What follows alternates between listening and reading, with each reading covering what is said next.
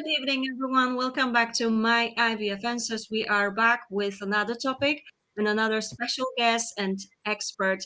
As you can see, Dr. Harry Karpouzis is right with us. Hello, Dr. Harry. Welcome back. It's been a while since you've been here, but of course, I'm glad that you are back and I'm sure, are ready to educate us a little bit more on our topic. How are you feeling? Lovely to have you for sure. Nice to see you and meet you again, Caroline, and everybody. It's an interesting topic, so I hope that it will be an interesting talk and presentation. We are sure of this, and of course, remember that we will start with the presentation that Dr. Harry has prepared, but as always, there will be time for your questions, so don't hesitate. This is your opportunity to ask your specific questions. Always put those in the chat so that Dr. Harry can answer them for you. Let me just remind everyone, Dr. Harry Karpouzis is scientific fertility specialist, but also founder and scientific director of Pelargos, located in Athens, Greece, and we are ready to discuss our topic. So I think we can go ahead with our presentation. Are you ready to start? Sure. Yeah, perfect. Thank you so much then. Right. Okay, so we will talk today about IVF for women more than 40, and we will discuss all the modern approaches that we apply in our everyday practice in Pelargos IVF. Nice to meet everybody. I mean, when we talk in more than 40 years old women, we have two different things to talk about: quantity of eggs and quality of eggs. Both of these factors are very important because we know that both of these factors are getting reduced when someone is getting more than 40. Some statistics, interesting statistics, I will go very quickly through them. First of all, regarding the quantity of the eggs. A woman is born with about 400, 500,000 oocytes. As an average, a woman ovulates about 400 times in her life. In puberty, a woman has an average of 300 thousand oocytes. And in 40s, a woman drops her oocytes, her eggs, in about 10,000, a very significant drop. And this is about 3% of her eggs that she has in puberty. Keep in mind that in about 44, we might talk only about thousands or even hundreds of eggs. And the average menopause age for a woman is 51, but many women go into this stage earlier than that. So we see that the drop in the number of eggs starts maybe even from 27. It gets worse after 35, and the drop is very steep when we get over 40. This shows that we might have diminished ovarian reserve in younger ages too, but it's more common when the woman is more than 40. Quality of eggs, the most important factor of the two, because a woman might still have a lot of eggs, especially in women that have previous polycystic ovaries, for example, when they are more than 40. But the quality of the eggs is a very significant factor. And when we talk about the quality of eggs, we mean that it includes in a very big degree the chromosomical status of an egg. And it's very clear and evidence-based that the chromosome abnormalities increase with advanced ages. Keep in mind that 30% of the eggs are chromosomically abnormal in 30s. At 40s, this percentage goes up to 60%, and at 44, it might be more than 90% of chromosome abnormalities in the eggs. Why is this happening? Because we have an increase in the rate of mutations as the woman is getting older, and there is a breakdown of the DNA repair mechanisms. This causes reduced fertilizations, increased rate of miscarriages, and reduced implantation as the woman is getting older, especially after 40s. Chances of spontaneous pregnancy. So what are the chances if a woman tries by herself spontaneously to get pregnant? When the woman is less than 35, in each cycle, even if a woman tries like every 3 days, the percentage is more than 25%. In a woman that is in her 40s, the chances of spontaneous conception drop to about 5%, a very significant reduce. And in women of 45, the chances are about 1%. We need to keep in mind here that the duration of subfertility is equally important. So when a couple is trying more than 6 months when the woman is more than 40 years old, the chances of a subsequent pregnancy after that drop to about 1% per cycle. This is why women need to be proactive. And IVF is the treatment of choice when we talk about women more than 40s. Any other treatment has much less chances of success, and IVF increases the chances a lot in comparison to spontaneous conception. But as the woman is getting older, the chances even with IVF are getting lower, and we know that for sure. Now, how many eggs? It's a very common question. How many eggs we need to retrieve in an IVF per age group to say that we have good chances? There are many different reports about that. There is not a clear number, but there are many reports that have shown an average of the number that we need to get in every age group so that we can have good chances. I will put here some statistics to understand. So, for example, when a woman is under 35 years old, we need to get about 5 to 14 eggs to say that a woman will have good chances. If a woman gets 38, for example, this number increases to 10 to 25 sometimes. Okay, keep the average of this to find out when a woman will have good chances.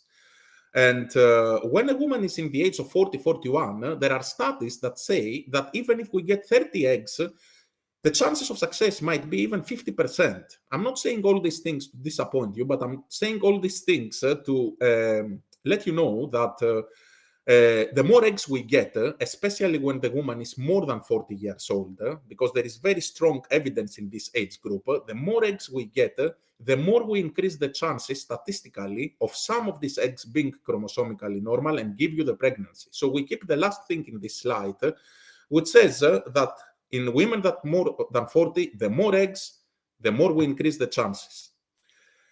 Now, this is another slide that shows here in each age group. I will not go in detail in that because we explained everything in the previous slide. We will talk about vitrification, which is a method of freezing. In the previous years, when we were trying to get a lot of eggs, the hormones were getting quite high. And when we did first transfers, the implantation window was influenced by that. Now we have a very good method of freezing, which is called vitrification. It's a slow freezing technique that doesn't affect the quality of the embryos. And now we know that when the hormones go quite high, we have always the option of freezing the embryos with vitrification without really affecting their quality and transferring them on a frozen transfer. So we can use all the weapons that we have in different protocols, like clomiphene, like letrozole, like dufaston, like high doses, low doses, growth hormones, ovitrels, triggers. All these things help us in creating personalized protocols. But many of these things affect the hormones, affect the implantation window, affect the endometrium. We don't have to worry anymore about these things because we can freeze and we can transfer on a frozen cycle without affecting the quality of the embryos. Next slide. What protocol? It's a very common question. The answer is that we need to follow some general principles. At Pelargos IVF, we have some 5 basic principles. Each case is different. Follicles guide us, and we do not guide the follicles. We prefer to keep it initially simple. We prefer to personalize every single case. And if the simple and personalized is not working, then we innovate. The golden standard and the protocol that we start with is antagonist protocol, short protocol, because there is clear evidence that when we use long protocol, when we use suppression of the ovaries with agonists, with GnRH injections, etc., all these things suppress the ovarian stimulation. It makes it more difficult to stimulate and get more eggs. And we have said before that the more eggs we get, the more we increase the chances of getting good results and chromosomically normal embryos. So antagonist is the golden standard. And now High dose, low dose, another very common question. It depends. It depends on many things. It depends on the number of follicles. It depends on the size of follicles. It depends on the AMH. It depends on many things, and this is where the personalization goes. Very important thing, even checking the blood tests during the stimulation in a short protocol is very, very important. We have seen in many units that they don't even check LH. LH is a very important hormone that needs to be checked in every single ultrasound because we can get very important information for that. Next slide. Keep it simple. As we said, antagonist is the golden standard. As we said, we need to decide if we will use the combined pill, the contraceptive pill, before or not. Even this depends on every case. As a general rule, in a woman that has AMH of less than 1 nanogram per ml, we prefer not to use the pill because the pill can suppress the ovaries. Of course, sometimes it is inevitable because we need to schedule treatments. And when we are doing that, we prefer to leave a space from the last pill till the time that we will start the stimulation. It is very important. With antagonist protocol, with short protocol, we know that less hormones are needed. We also know that we have the weapon of vitrification, of freezing, okay? So the implantation is not affected by the hormones. If the hormones go high, we freeze, as we said before. We minimize the risk of hyperstimulation if the hormones go high, and we can use the double trigger, and we can see that there is very clear evidence in some cases in women that are more than 40, that double trigger, which means Ovitrel and Arvecap or agonist trigger together, improves the quality of the eggs and can help us. And this is something that we can do with the antagonist protocol. Personalization. The number and the size of the follicles is very important. We keep saying that we need to measure all the follicles. Even if the follicles in the beginning of the cycle are less than 5 millimeters or more than 5 millimeters, it plays a role. It makes us think different about if we will choose a high dose or a low dose.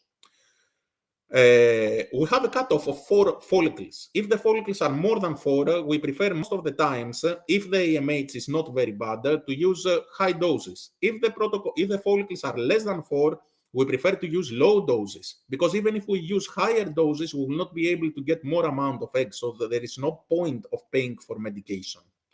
Very important, the AMH as well. I have many people saying that AMH is not important. It is important. We have found out that when the AMH is less than 0.5, it is better to go low dose, because high doses may shut down the ovaries. Decide on the trigger. Will it be Ovitrel? Will it be combination, dual trigger? Will it be agonist trigger? How many agonist trigger? 1, 2, 3. All these things depends on the estrogen, depends on the LH. How many hours after the trigger we will do the egg collection? 35, 36, 37. In poor responders and in women more than 40, all these things play a role. It's a different thing when the LH is low. It's a different thing when the LH is high at the time of the trigger. We will not say all the secrets, of course, here, but I'm trying to explain that every single thing is very important in women more than 40 because it's difficult, okay? And we need to perfectionate the protocols. Then, women in low-dose protocols, mild IVF, natural, semi-natural cycles. In many women, these cycles do have a point and do have a reason. We use them when the AMH is very low, as we have said. We use them when we don't have more than 4 follicles, because in cases like that, even if we increase the doses, it will not help. We cannot stimulate follicles that do not exist. This is what we always say. We can combine the low-dose protocols with other medication, like clomiphene, like dufaston, without using the antagonist, because we know that sometimes when we use orgalutran, when we use cetrotide, this might slow down the growth of the follicles. And it is very important to know when to use it or not. I have seen many people using the antagonist every day after the 4th day. This is not right. This will slow down the growth of the follicles. What do we achieve with all these combinations? we achieve that we may get, with all this medication that you are working with different ways, more than one ways of stimulation, so that we can try to increase the follicles as much as possible to synchronize them and to get as many eggs. We try also with medication like letrozole sometimes that we use in some of our innovative protocols of increasing the androgens, and the androgens have been found to be very important in follicular recruitment, in getting more follicles. Also, medication like clomiphene or dufaston can sometimes go to the brain and cause not to have ovulation. So this way, you don't use the antagonist, which is medication like orgalutran or other medication like this. And when you don't use the antagonist, you achieve not to have a slowing of the growth of the follicles. I'm trying to say with all these things that sound very medical sometimes, and most of you that have tried IVF before, you know them, that every single thing in a protocol has very important reason, and we need to know why we use it. A very important breakthrough and protocols that we use a lot in women that are having IVF in more than 40s is luteal phase protocol. Sometimes we see that the follicular recruitment is better in the second half of the cycle rather than the first half of the cycle. And we start not in the period, in the second half. And this way, we can start and have 2 egg collections in one cycle. This is double stimulation protocols. Double stimulation protocols are not good for everyone, but they are good for people that can stay for a long time when they are traveling abroad. They want to have 2 egg collections, so more eggs in one cycle. Is it always possible? It's not always possible, and it is not always right, because we need to have remaining follicles after the first egg collection to start stimulating again. If we don't use these protocols, it is better to try again. Innovative protocols. I will not stay here because all these things are quite difficult to understand, and we explain them in cases that are very difficult. But we do have innovative protocols as well that many times they have show us the solution. We use the Andro protocol, which uses a lot of medication like letrozole, like testosterone, like Ovitrel, like DHEA pretreatments, and all these things increase the androgen during the cycle, and all these increasing androgens can cause a better follicular recruitment and more eggs, more chances. We have another protocol as well, the stop agonist letrozole antagonist protocol. Lots of medication together. This is a protocol that have given us sometimes, when the short protocol is not working, good results. Now, of course, many people ask about all this medication that you say here: melatonin, coenzyme Q10, DHEA, vitamin D, folic acid, growth hormone. There are many other medications that people are asking me. I have put here in this slide the medication that have the best evidence behind them. They are not miraculous medication. They will not be the medication that will cause you to get pregnant, but in combination with a nice protocol, they can help both in the quality and both in the number of eggs that we get. Not all of them, many of them do not have a randomized evidence behind it, but if we are talking about adjuvant treatments, these are the medication that have the more evidence behind it. You don't have anything to lose. Might not win something, but you don't have anything to lose to use them. Now, few things, because this is another topic about PRP. Many people are asking me, we are like from the first people that are doing it in Greece. We do PRP, we do PLPRP, which is much stronger. We even do stem cells, which means that we take the fat tissue from the tummy and we inject it inside the ovaries, and it has some good evidence behind it. I need to say here that these treatments do not have completely randomized evidence that they increase the chances of pregnancy. But we do have good data that says that might help you get a bit of more eggs. Not in all of the women. It works better in younger women. It works better in the age group of 40 to 42. I cannot promise to you that the PRP treatments will definitely get you, of course, pregnant. I cannot promise that it will work for all of you, but we do have some good reports because they enhance the mitochondrial function, they reduce the oxidative stress, and these things are important sometimes in improving the quality. Quality maybe, number maybe a bit more. Very important question, and I'm kind of trying to finish now. PGTA or not PGTA? Many people will ask me. Very difficult question. My personal answer, and it's definite, is if you are more than 40 and you can afford it, PGTA, yes. Why? Because the benefits outweigh the risks. There is clear documentation of the result in many units. You need to be sure on how the results will be documented to you, because this is very, very important. And if we have really euploid embryos with small mosaicism rate, the results, at least in our unit, for a positive pregnancy, respectively of age, can reach 70%. Now, regarding the mosaicism, regarding the embryos that we do have, and they are not healthy completely, they are not unhealthy. What are we doing with them? In many units that you don't have clear documentation, it's a problem. In units that you do have clear documentation, the answer is you discuss it with the geneticist, and if you don't have euploid embryos, you can transfer them with sometimes good chances, even the embryos that are mosaicism. Of course, not all of them, some of them. And I will try to go there. Success rates, as I told you, 70%.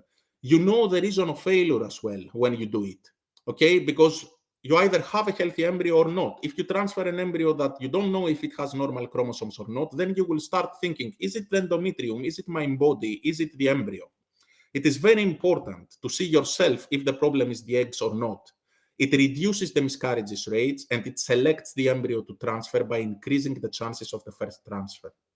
The cost is a factor, okay? But keep in mind that if you don't have a healthy embryo, you will not travel back to have the transfer.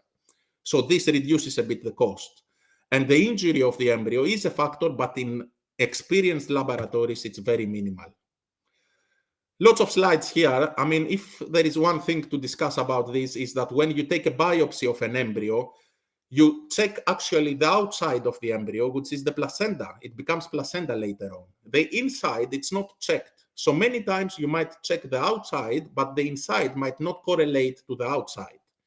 So this is what we say, that sometimes it's not 100% accurate, but depending on the type of aneuploidy, if it is a segmented aneuploidy, if it is one chromosome, which chromosome, low mosaicism, high mosaicism, you get genetic advice by the geneticist, and you might be able to find out if this embryo gives you some chances. Because many mosaic embryos, if you transfer them, most probably they will not implant, might miscarry some of them, but if they do implant, most of them conclude into a normal pregnancy.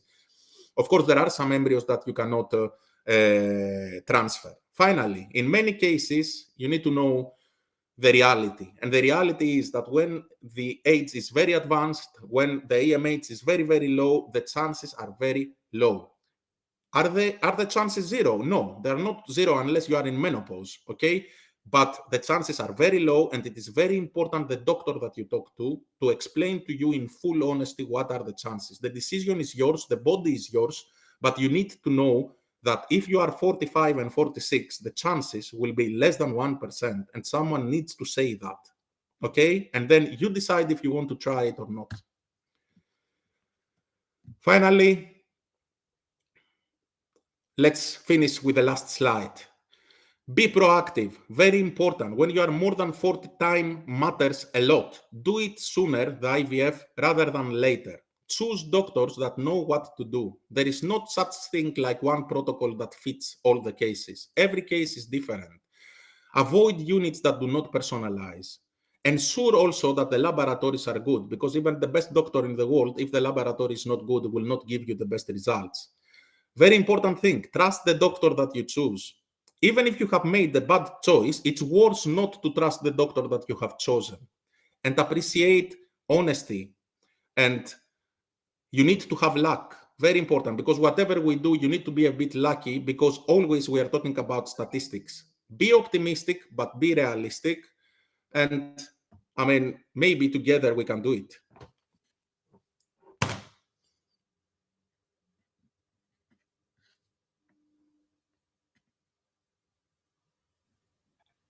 Brilliant. Thank you so much. As always, an interesting session already with your presentation. So thanks a lot for that. And so now it will be time for all the questions. And as you can see, Dr. Harry, there are lots of questions right here already, which is a good sign. But of course, remember that if you have more questions, do it now. We are starting our Q&A session. So let me go to the first question here. And let me just check. The first question from Rebecca. If 43, and I am 43, I guess, and only get one egg in last two collections, didn't fertilize, and last 5 years of unsuccessful, so is it best to go for egg donation? So 44, 43, only one egg in last two collections, no fertilization. Yeah, obviously things are not very optimistic. Okay, as I said in my presentation, there is not. I mean, if you are not in menopause, okay, there are some chances. But to be honest with you, the quality is many times significantly reduced in 43. You have 2 times that it hasn't worked with the fertilization, so obviously must be a problem with the quality of the eggs. And keep in mind that many things we cannot change, and one of the things that we cannot change is the genetic material. We can try possibly maybe to get 1 or 2 eggs more, but will it make the difference? You remember in the slides that we've said that in the age of 43 sometimes you might be need to get about 30 eggs, and we check the embryos in the end, and none of the embryos is getting chromosomically normal. So imagine that if you only get like 0 or 1 egg in every egg collection, that the statistics are not with you at all. So the answer to the question is that egg donation is the treatment for you if you want to go ahead with your best chances. 70% you will get pregnant. Now, if you want to try it again, you can try it, but you need to know from what you are telling me now, I don't know what exactly has happened in your previous cycles, that the chances are very low. Okay, thank you.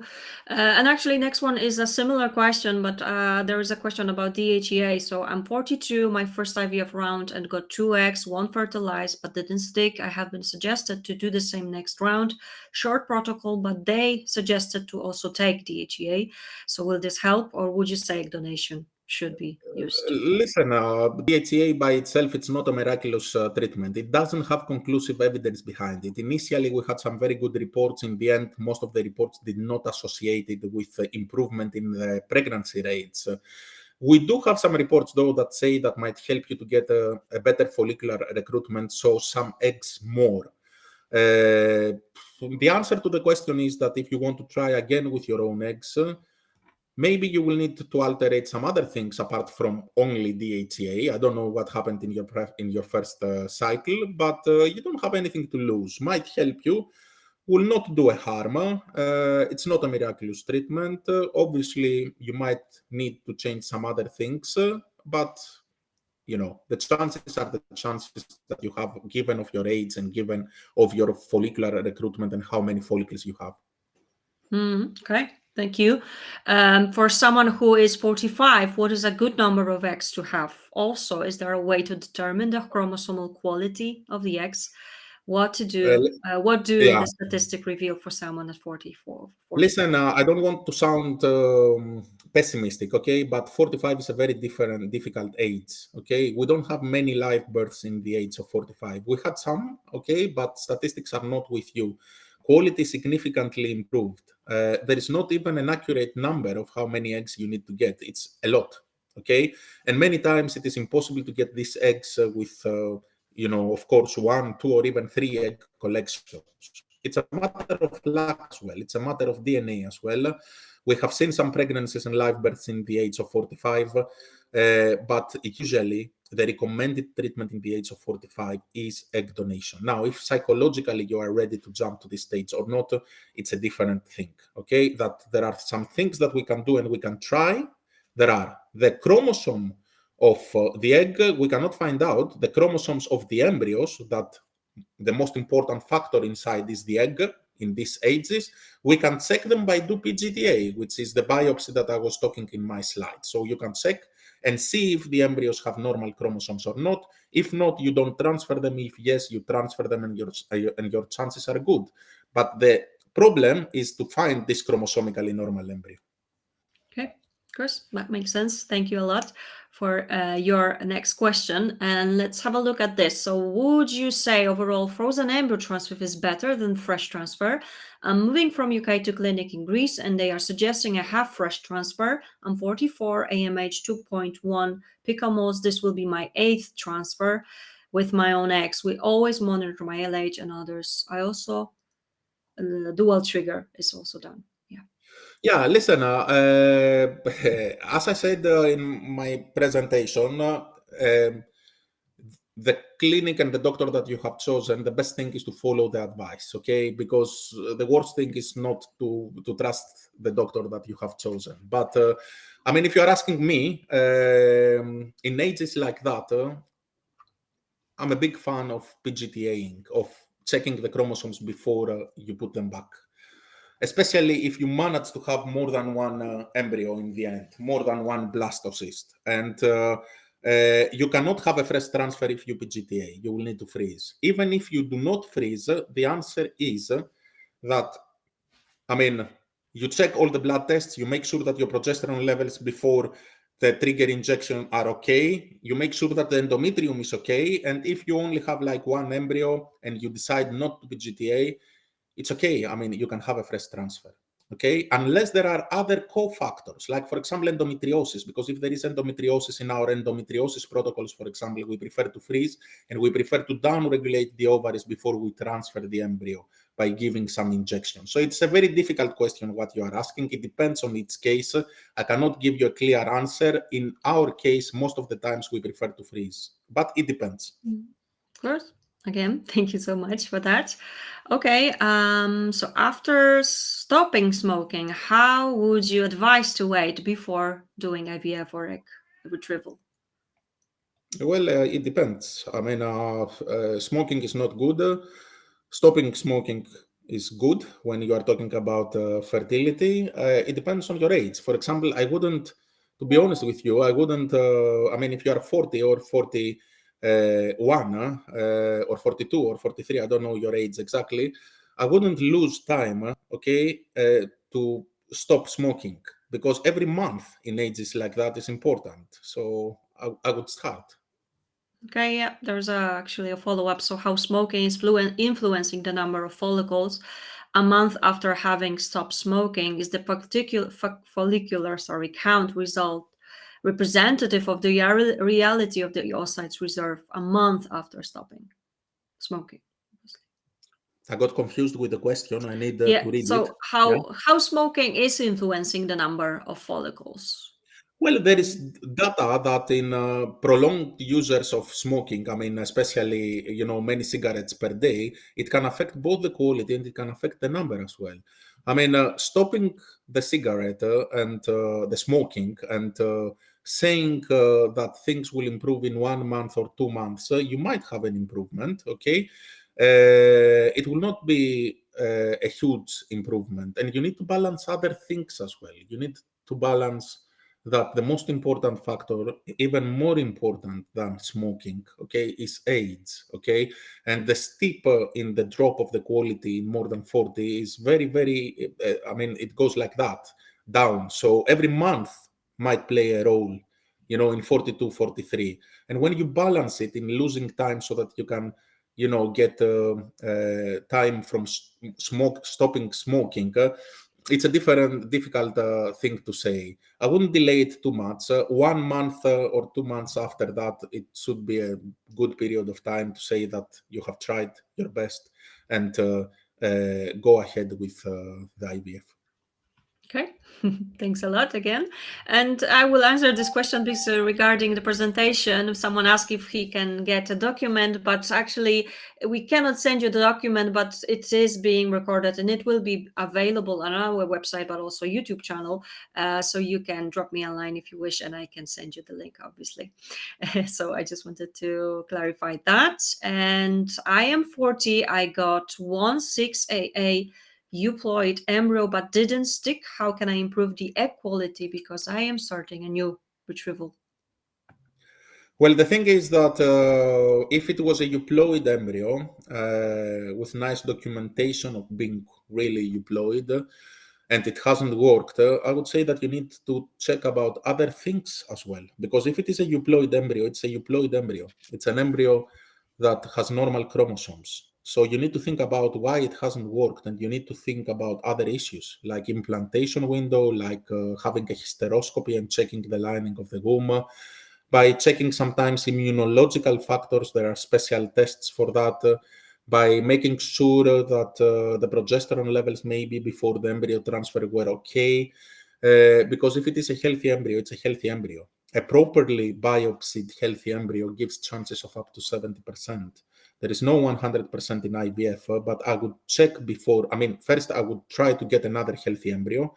Okay, you did one. I mean, you choose maybe the same or different protocol. You alterate few things.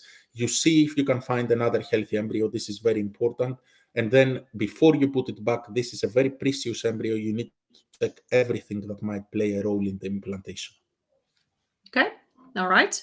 Let's have a look. Laura has another question. So, when 37 had failed IUI 3 times, at 39 moved to IVF with own eggs, 2 cycles, 3 transfers, but all failed. I went for embryo adoption last month, still failed. What can I do? And sorry, I just need to check. There is a follow-up, I think, from Laura here. Sorry. She added something, I believe. Yeah. Now she is 40, soon to be 41. Okay, so 40, and correct me if I'm wrong, she has tried egg and sperm donation as well, and it has failed. No, just embryo donation. It was Embryo donation, yeah, it's adoption, right? Yeah. like embryo adoption. Okay. Yep.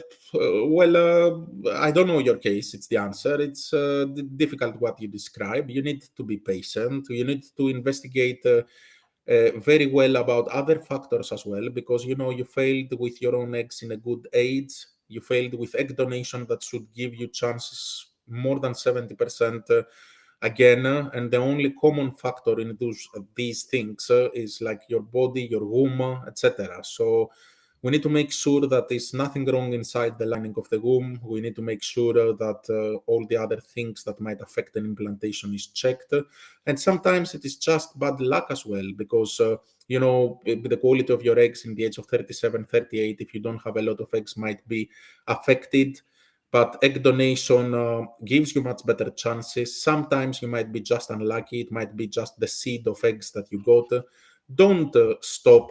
Check everything else and try again. Maybe a different donor, donor egg, donor sperm will give you better chances after you check everything.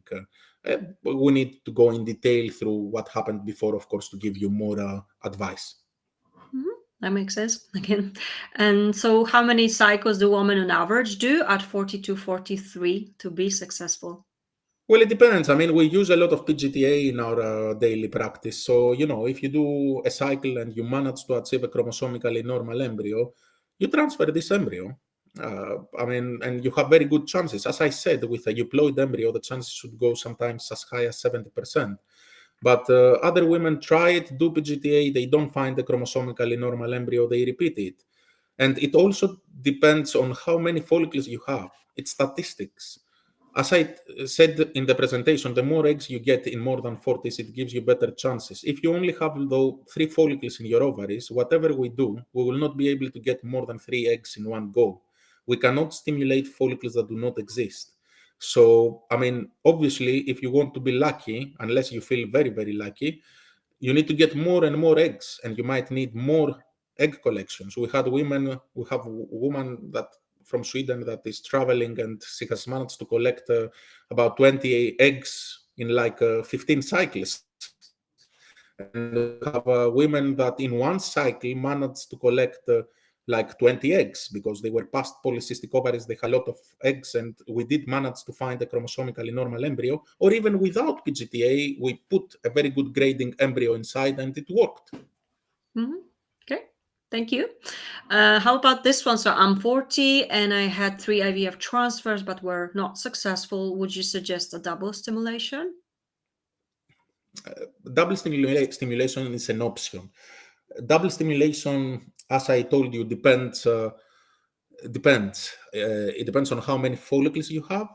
It depends on if you have remaining follicles at the time of the egg collection, because you might have some good sized follicles. We aspirate this. We might get 2 or 3 eggs from this, and then the question is 2 days after the egg collection, does it worth doing a double stimulation in the same cycle? The answer is that if you only have like 1 or 2 follicles, maybe it doesn't work.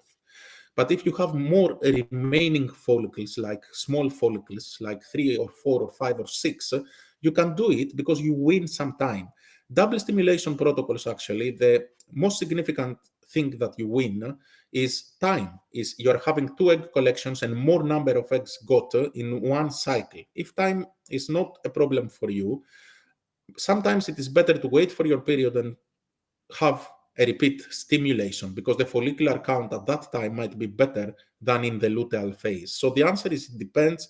Double stimulation protocols, we use them when an antagonist personalized protocol has not worked. We use it to get more eggs in one go, in one cycle.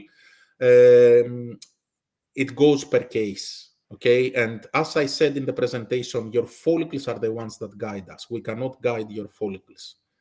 Okay, so we need to follow what are the signs of them. Okay, thank you. Marie has a question. I am 42. I have always 1, 2 eggs, but last cycle retrieved 4.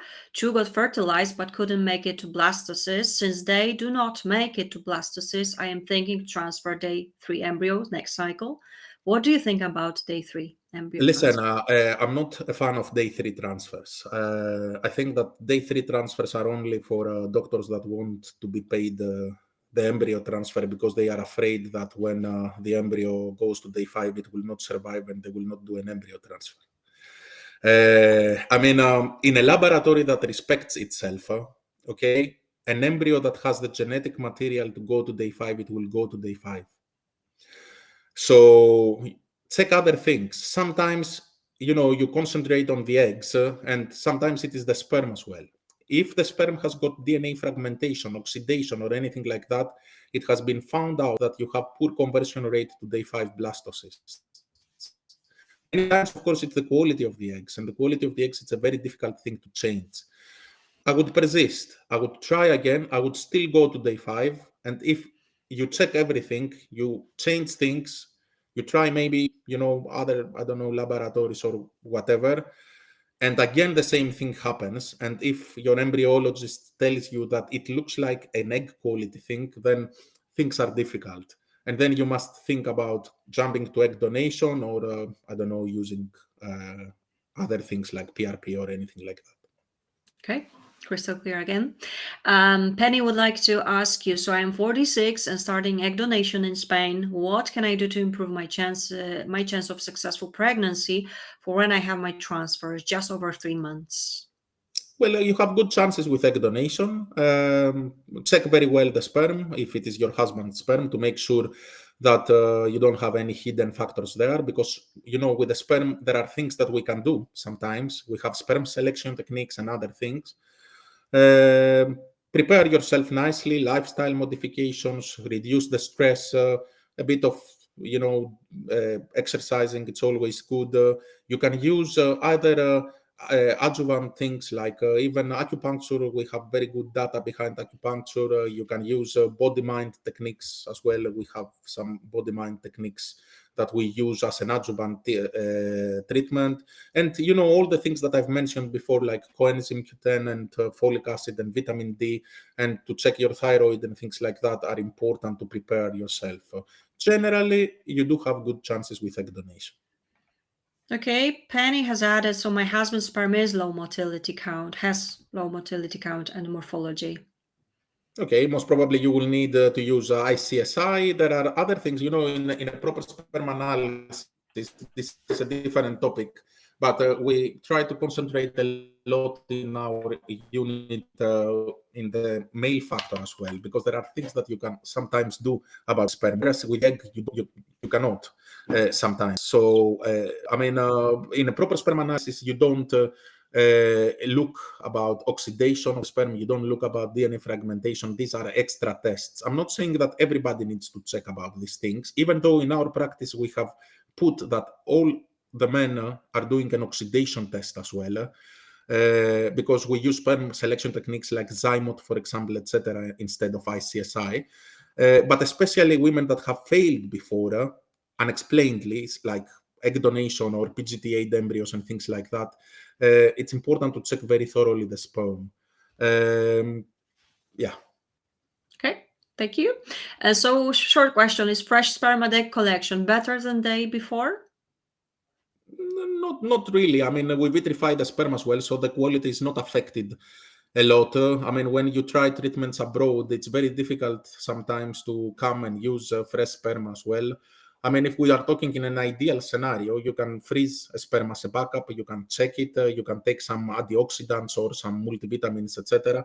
And you can come to give fresh sperm as well, and you can compare the fresh with the frozen and use the best one, but it's not always possible. So I mean, there is very mild changes between if the sperm is thoroughly checked. And it is good. It is good factors inside. Even with a frozen sperm, you do have very good chances. Of course, if there are specific things like, as I told you before, oxidation, DNA fragmentation, etc., sometimes we prefer to use fresh sperm because we can apply techniques like Zymot or Max in fresh sperm. Mm-hmm. Okay, thank you. Faye would like to also ask you, so 42 with polycystic ovaries greater than 16 follicles one side and 12 follicles other side, what would you recommend? Well, polycystic ovaries is not a good thing generally, but polycystic ovaries, when you are getting older, it is a good thing in a way, because as I told you, the more eggs we get, the better. And this number of follicles that you have is a very good thing, because it means that you might be able to get a lot of eggs. Of course, you need very good care in the protocol, because polycystic ovaries react in many weird ways. So you need to know what you are doing and in the protocol, and you need to try to reach as many follicles at the same size at the same stage so that you don't get a lot of immature eggs. And we have very good chances sometimes in women with polycystic ovaries and this number of follicles in the age of 42. So keep going. You will need a frozen cycle for sure. If you want to PGTA or not, it depends on you. I would if I had a lot of blastocysts, and think positive. Might work. Okay, thank you. And the question about supplements. Okay, what kind of supplements can improve egg quality? I've told you in the presentation, it's not a miraculous treatment. All these are adjuvant treatments. All these treatments are used in combination with the IVF. The ones that have the most evidence behind them are the ones that I've mentioned in my presentation. Coenzyme Q10, folic acid, vitamin D, are the most important things. Melatonin as well has some good evidence behind it. You can get all these separately, or you can get them in multivitamins. It's very important, the dosage as well, because I have noticed that many times you just take some doses that are not enough doses. But all these things are the most important ones, even though they are not these things that will get you pregnant, but as an adjuvant treatment, it might help you. Okay. I'm 38. FSH has been fluctuating around 20 for years. I don't have a partner. I did 2 rounds of oocyte aspiration for freezing, but both times with simulation. I got only one oocyte. Do you have any advice for me? Is it even worth doing simulation, or what protocol should I do? How old? 38. 38. Okay.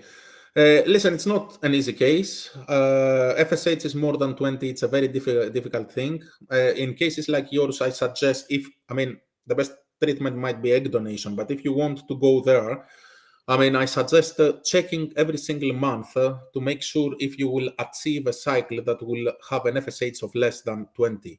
And start your cycle in the cycle that has an FSH of less than 20. Of course, less than 12 is even better, but at least not to be more than 20. In the way that you describe it, I don't have medical notes in front of me, of course, but I wouldn't go with a high dose protocol, because if you only have like 3 or 4 follicles and a very reduced AMH, low dose protocols work better. And even if you get more dose. If you don't have more follicles, you will not get more eggs in one go. So I would go with a low dose the way that I hear the story, but of course I need to go through everything to explain to you. Okay, thank you. Thank you so much for that. And let me just have a look. So after a failed embryo transfer, can we directly start embryo transfer again in the next cycle? Yeah, I usually prefer to leave one cycle for the hormones to go down and then start. Okay. Thank you. Okay, if you have had persistent thin lining after a myomectomy, would adhesions improve the lining? Would adhesiolysis, I think, improve the lining thickness? Would thin lining hinder implantation of good embryos? Yeah, I mean, it's a difficult case. I mean, adhesions after a myomectomy, it means difficulty and it means Asserman's syndrome. I mean, scar tissue inside the lining of the womb. This causes thin endometrium, and thin endometrium is a very difficult thing. First of all, you need to do a hysteroscopy and you need to separate the adhesions, do adhesiolysis, okay, and try to see if it is possible. If not, many times, even if you do it, the tissue in a cell level, it's not getting better. Many times it is associated with a chronic infection as well, so you might need to get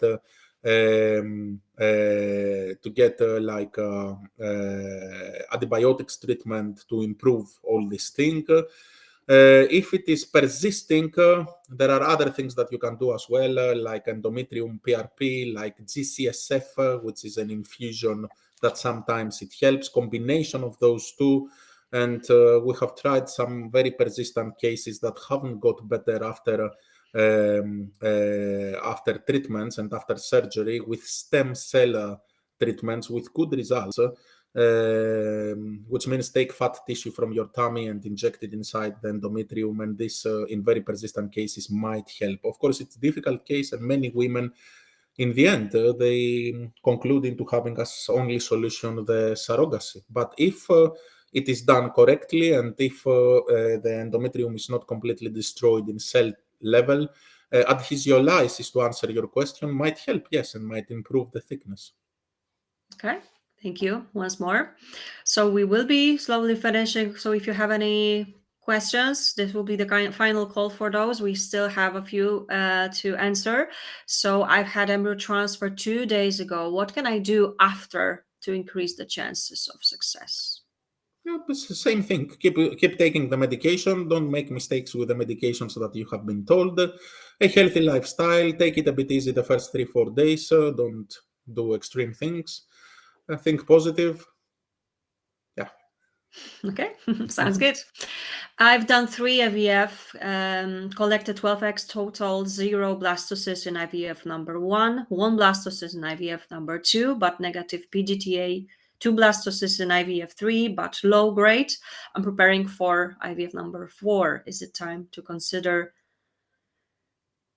I'm not sure here, PTP, so I don't think it's PRP, maybe? Maybe PRP. How old? Sorry, I'm missing this information. So, Salomina, if you can write down your age as well, please. And someone is typing 42. 42. Thank you. Yeah. It's not easy. Okay. Obviously, there is an issue with the quality as well.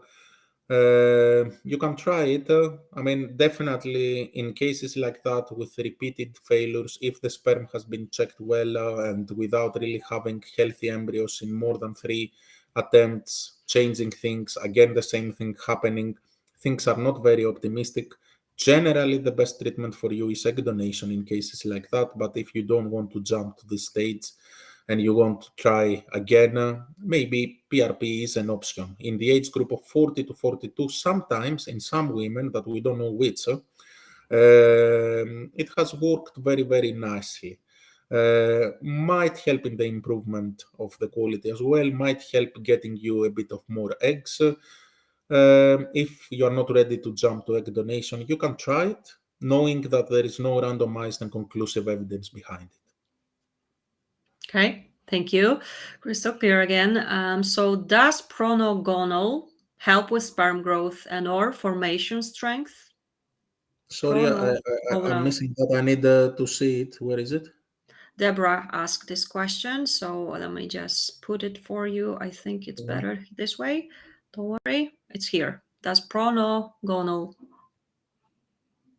Yeah, but what was yes? I mean, it might help. There are other things that help as well, like Clomid, like even Ovitrel sometimes. I mean, it is better urologist advice on that as well. We have in our team cooperating urologists to discuss about that because we need to see what is the reason of the sperm, how low is the sperm, to discuss about the treatment. It's not a very common treatment that we use. We use it in cases that are very, very difficult with very significantly reduced,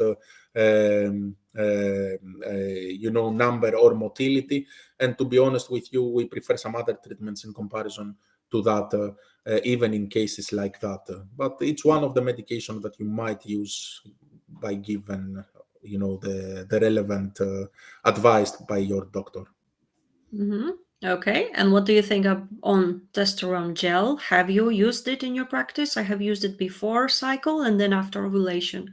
I start estrogen pills. Listen, in Greece, it's very difficult to find it. So we have women that in a very specific protocol that we apply, um, kind of a bit innovative when other things have failed before.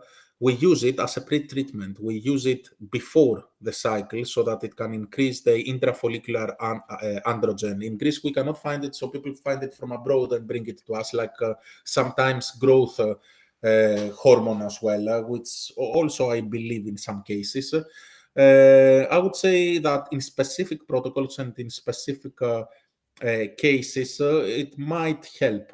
Okay, again, all these treatments are not miraculous treatments and they don't even have conclusive evidence behind it. So, in a combination of things, though, and having a reasonable thinking about why you are doing that, it might help. We use it in one of our protocols. Okay, thank you. Once again, two more questions. So which method would show more success of healthy embryo creation? The typical method of leaving an egg with sperm on a petri dish or the ICSI method? Is the best sperm always chosen when doing ICSI? Listen, generally, when we are talking about one egg only, we don't want to lose this egg because of hidden problems in the sperm. So we do ICSI. ICSI improves the fertilization. Okay, so you don't know what is happening inside the sperm. If you only have one egg, it's difficult to think that you will lose this one egg because of a hidden factor in the sperm. So when we are talking about cases like that, we prefer to use ICSI, to be honest with you. It's a very big discussion. It's a different topic, I think. I could talk for hours about that. But yeah, generally, I would do ICSI when I had only one or two eggs in ages like that. Yeah, another discussion we could do a webinar on, right? I mean, Mhm. I'm sure. Thank you so much indeed. And probably our final question. So if there are any other questions you have, go ahead, type those in right now. And the question is, a healthy 53-year-old, I had 4 children naturally. My partner has poor motility. Would you consider me for egg donation? You can have egg donation. I mean, age group, for example, in Greece is up to 54. We do have women that are coming between 50 and 54. We have seen that in these extreme age groups, we do have, in comparison to younger women, a bit of reduced success rates with egg donation, even with egg donation. But generally, there are good rates because we are talking about egg donation, and the problem in this age group is usually the egg. As far as it regards, I mean, as far as you have a good endometrium and good thickness, and you are healthy and fit, and you have checked everything as far as it depends your medical status, okay, your heart, your breast, etc., you can go ahead with the treatment with fairly good chances. Okay, knowing though that a pregnancy in the age of 53, it's a high risk pregnancy with high risk of preeclampsia, of diabetes, of hypertension. So you will need very good obstetric management and careful obstetric management if you finally get pregnant, which I wish you. Okay. And there are two questions. I think we can still have a look at them. So where eggs have achieved blastocyst stage, but there has been persistent implantation failure, could there be a sperm problem even though the embryos go to blastocyst stage? Can you repeat? Sorry, I've missed the first Sure. part of the question. Yeah.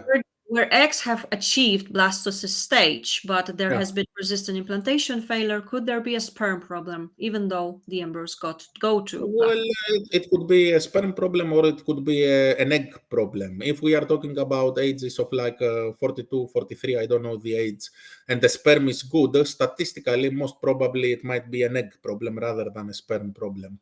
To reach the blastocyst, it's a good thing, but if you haven't PGT8 the embryos that you put back, you don't know if the embryos are chromosomically normal or not. So you might have blastocysts that are not chromosomically normal. Many cases in, we have blastocysts of 4AA, okay, which is a very good grading, and you check the chromosomes and they are abnormal. And so, I mean, you don't know if the embryo that you have put back is okay or not. Okay, I will show you the next question. I'm not familiar with this omnitrope. Low image, will this give more eggs? Yeah, omnitrope is the growth hormone that I was talking before. We use it in women that can find it and bring it in Greece for us because in Greece it's not easy to find it. In the right dosage, etc. And in some cases, it might help and unlikely to cause any issues. So you can try it. I mean, I like growth hormone generally. Might put some weight with the use of it. Needs to be a bit careful with the use of it, but generally, especially in persisting cases, I wouldn't use. Don't misunderstand me. I wouldn't use growth hormone straight away in all the people that are more than 40.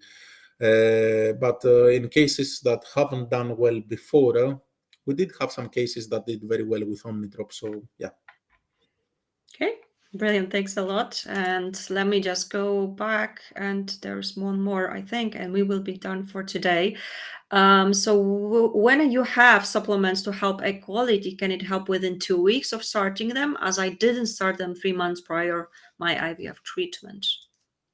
No. It needs to have more prolonged use. It will not do anything in 2 weeks, to be honest with you. Okay, so it is better to take all this medication for a bit longer. Okay, again, we need to balance things between waiting for like 2 months only to take the vitamins or not. It depends on your age. It depends on many things. But usually we say that all these multivitamins and adjuvants, they need to have a bit of more prolonged use than 2 weeks to play a role. All right. Thank you so much indeed. I believe that was our final question. And I just wanted to answer the last one. So yes, of course, it's being recorded. So if you missed any parts or you had a little bit of an issue with hearing Dr. Harry properly, don't worry, it's been recorded, and the recording, I'm sure, will be okay. I heard Dr. Harry clearly, so everything is fine. And you will be able to find this on our website tomorrow. I have just put the link there, and I can only encourage you to subscribe to our YouTube channel. That way you will be notified when the video is actually uploaded. And as you can see, there are thank yous coming up, Dr. Harry, for you. And as you can see, everyone definitely appreciate your honest opinions here as well, as someone wrote already. So thank you everyone for your attention. Thank you everyone for your questions. I hope it was useful. I do believe it. And Dr. Harry, as always, it's been great to have you. For those who didn't see, Dr. Harry Karpouzis, Scientific Director of IVF Pelargos in Athens, Greece, was our guest. Dr. Harry, thank you so much. Any final words before we finish today? I think thanks, Caroline, for hosting that. It's always very interesting. I really love it. And thanks everybody for hearing and being patient with me explaining everything. I hope I helped. and hope to see you Sure. again in the next webinar. Yes, we will definitely have more events with Dr. Harry, but I can also invite you for our next event that will take place next Tuesday at 7 p.m. London time. We will talk about the topic how old is too old for IVF treatment. So you can also join us. We will be there with 3 fertility specialists from 3 different clinics and countries. So this is going to be an interesting discussion. You can find it on our website, My IVF Answers. Thank you, everyone, for joining us today. I hope to see you on Tuesday. Dr. Harry, see you soon, I'm sure. You have a good evening, everyone. And of course, I'm sure You we will too. be back shortly as well. Thank you. Take care. Bye. Bye bye. Bye.